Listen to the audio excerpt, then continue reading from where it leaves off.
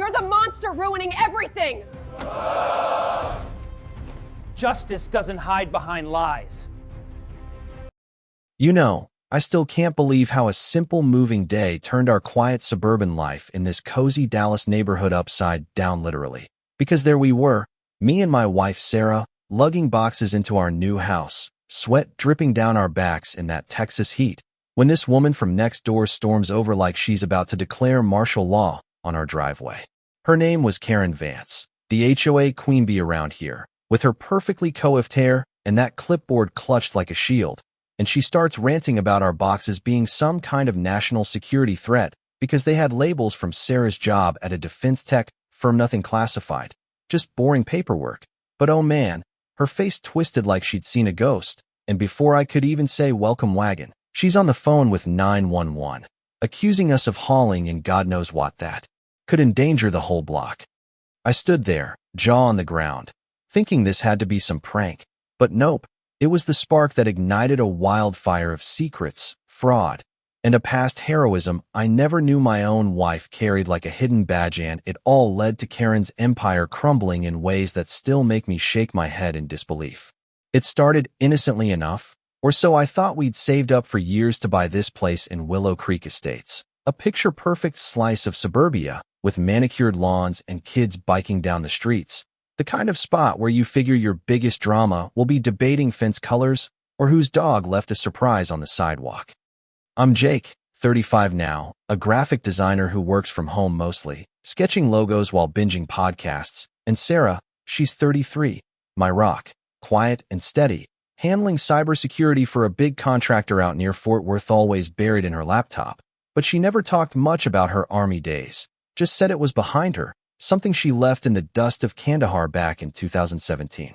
That moving day, though, as we're unloading the truck, Karen appears out of thin air. Picture this bleach blonde powerhouse in yoga pants and pearls, eyes narrowing at Sarah's boxes marked Lockheed Martin Cyber Division, Sensitive Materials Review, which, I swear, were just encrypted hard drives and reports she'd review over coffee. Nothing that'd set off alarms unless you were paranoid as hell. But Karen? She freezes, her fake smile cracking like cheap porcelain, and starts pacing her lawn, muttering about unauthorized government stuff and risks to our children's safety. I mean, come on, lady, we're not smuggling nukes, it's paperwork. Sarah stays calm, as always, holding a box with her old Army medic patch peeking out from her backpack strap, trying to explain it's all above board, routine work. But Karen's not hearing. It's in full meltdown mode, whipping out her phone and dialing emergency like we're terrorists in flip-flops. Yes, operator, suspicious military-grade materials being moved in broad daylight. Potential threat to the community, send someone quick, she barks, and I'm thinking, is this real life?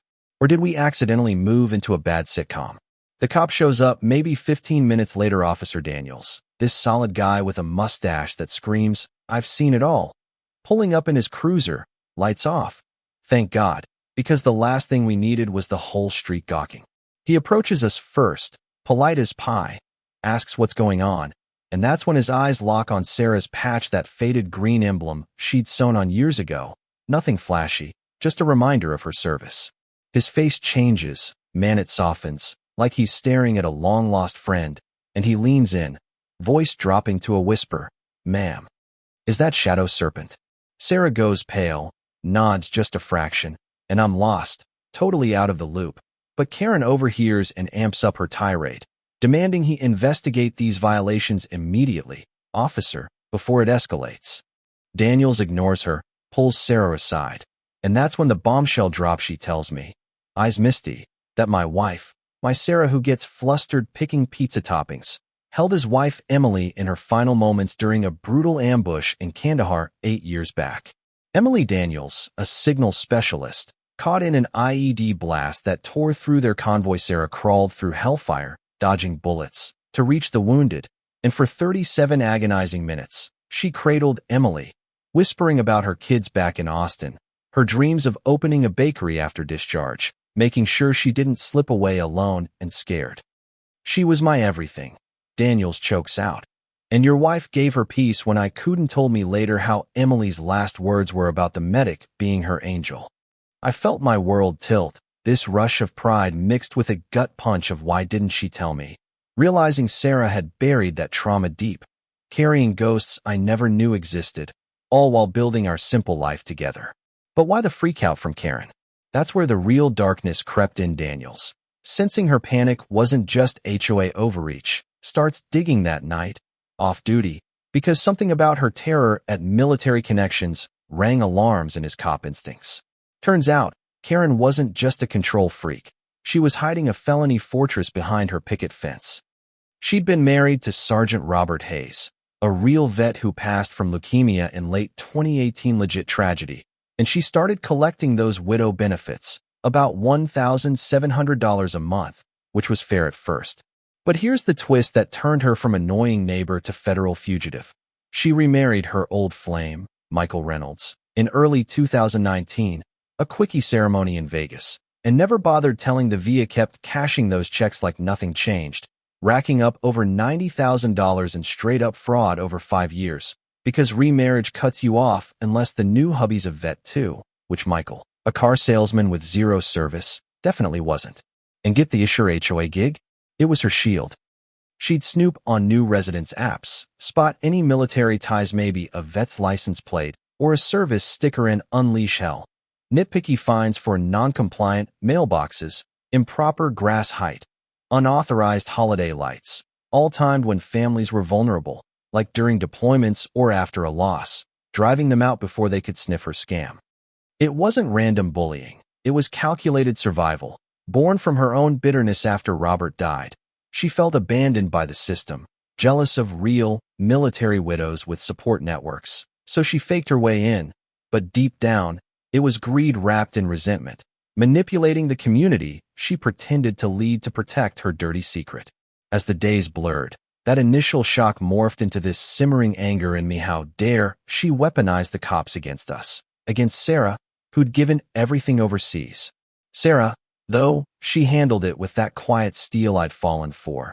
But I saw the cracks.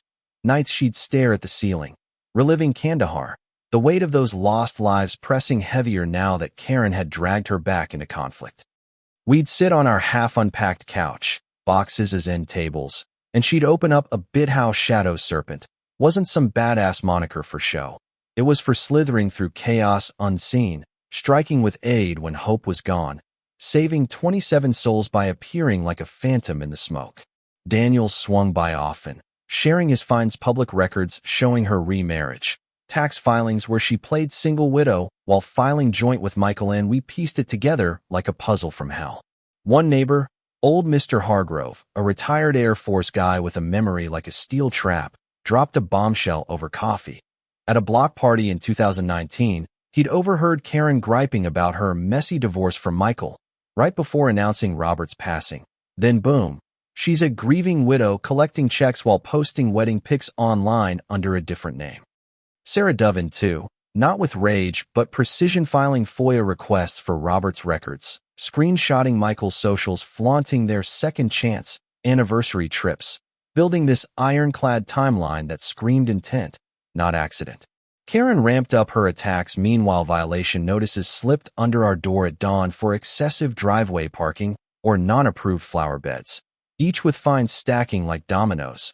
Her way of fighting back, but it only fueled us, turning our home into a war room of sorts, folders spread out, coffee going cold as we connected dots to other families she'd shattered. The turning point hit like a thunderclap after weeks of this cat and mouse. Daniels files the VA report, triggering a federal audit, and suddenly Karen's facade cracks wide open. She hires this slick lawyer from downtown Dallas, shelling out 10 grand up front, thinking money could bury the truth. But the feds? They're like bloodhounds on steroids, uncovering not just her benefit scam, but a web of HOA embezzlement, skimming fines meant for park benches, inflating bids from cronies for landscaping that never happened, pocketing thousands while preaching community first. And it wasn't solo.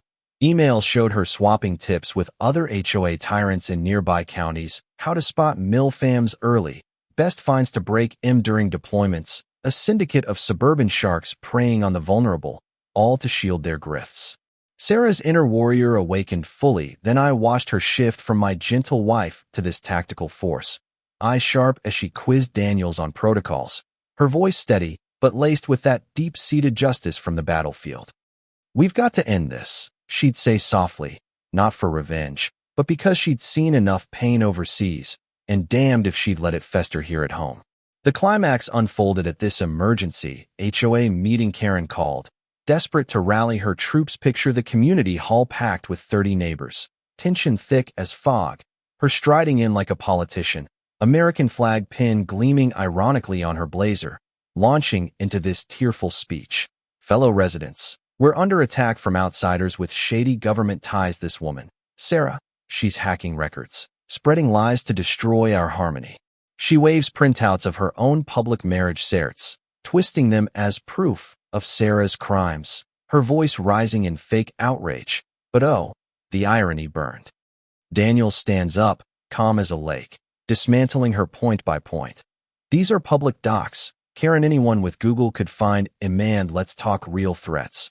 Pulling out his file, voice cracking as he shares Emily's story, how Sarah whispered psalms over her dying form amid gunfire, turning the room's sympathy like a tide.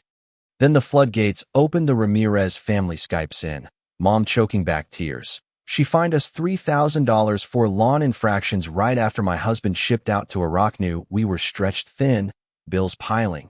Kids scared it broke us, forced us to sell." Karen snaps, mask slipping. "You don't understand. After Robert died, the VA owed me. I deserve that support, not these pretenders." But her snarl, that raw entitlement, seals it. Neighbors gasp, board members quit on the spot, and right then, federal agents burst in, badges flashing.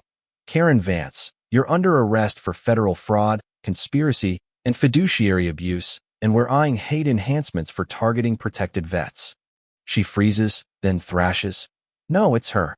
Shadow Serpent's the monster using her war stories to ruin innocence." But the lead agent just shakes his head, cuffing her. "Ma'am, we vetted everyone. Sarah is a hero. You're the thief." The room erupts in murmurs, phones out recording as she's led away, her empire in ruins, and I felt this cathartic wave. Justice served, raw and real, like watching a villain unmasked in slow motion. In the aftermath, man, it all crashed down on her. 30 months in federal pen, no parole, restitution hitting $95,000 plus fines, her kids cutting ties publicly on social media. Mom's actions shame us. We stand with the vets she betrayed.